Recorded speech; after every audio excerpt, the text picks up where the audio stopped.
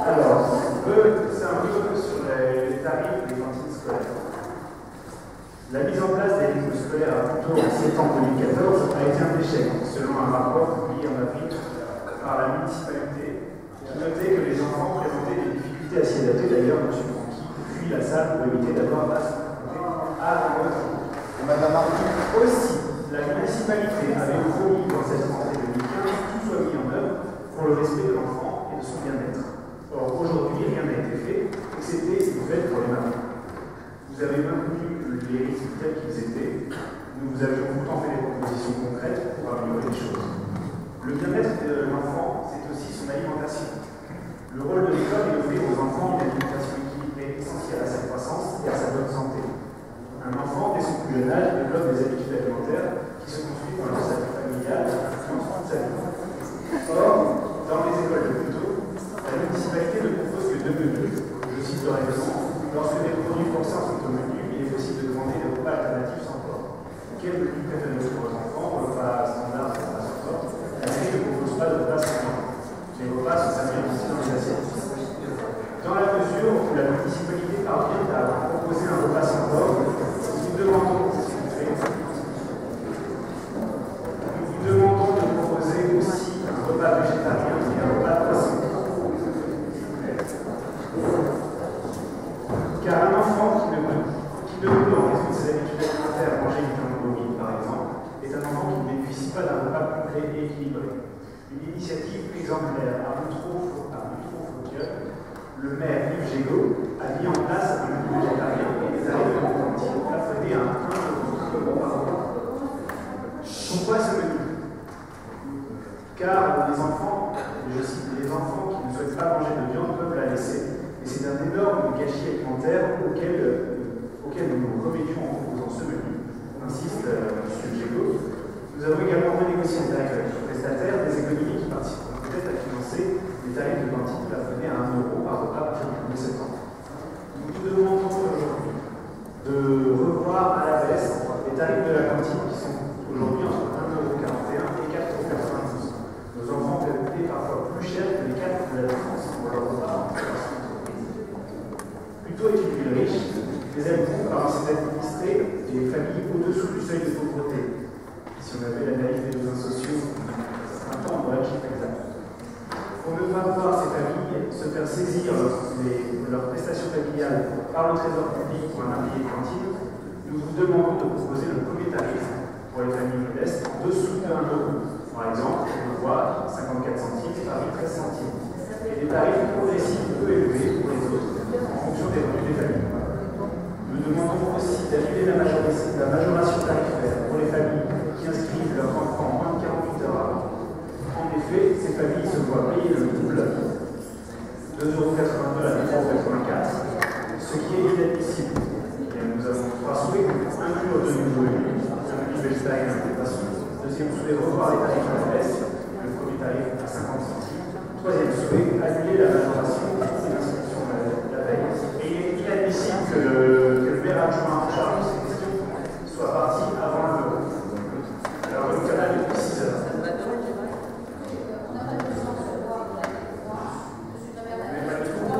Et aller sans arrêt en bas, donc vous absorbez tout ça, c'est écoutez, peu importe. De toute façon, depuis le début de ce conseil municipal, comme je vous l'ai dit, vous êtes une insolence qui ne mérite vraiment pas, il n'y a aucun égard. J'ai répondu d'abord plusieurs fois à Mme Sanat sur la réforme des rythmes scolaires. La réforme, celle-là proposée, elle est mauvaise pour l'enfant, d'ailleurs.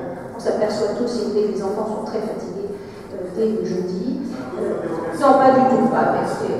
C'est à cause de cette réforme. C'est une réforme qui est portée par le gouvernement socialiste. Je sais que ça vous ennuie, mais néanmoins, elle ne porte que de mauvais effets. Donc, nous avons mis en œuvre le projet éducatif du territoire, qui a été validé d'ailleurs par la direction de la cohésion sociale, par la caisse d'allocation familiale, et également par l'inspection académique d'éducation nationale, qui a été d'ailleurs portée par Vincent Francky. Nous avons aménagé de nouveaux locaux, notamment à grâce à la pyramide. Nous avons mis en ligne un portail plutôt famille, qui permet d'ailleurs aux familles, et ça a bien marché cette année, de procéder aux inscriptions de leurs enfants en fonction de leurs besoins. Et en septembre, nous avons ouvert un nouvel accueil de loisirs. Il s'agit des Petits Princes, qui a ouvert ses portes rue Voltaire et qui permet d'accueillir 320 enfants d'âge maternel et élémentaire, dans les locaux d'ailleurs qui sont plus adaptés. S'agissant des repas, vous m'avez interrogé, les repas sont préparés avec des produits de grande qualité sur la base de menus qui s'appuient sur les préconisations émises par l'État dans le cadre du programme national de nutrition santé. Le décret prévoit la consommation de viande.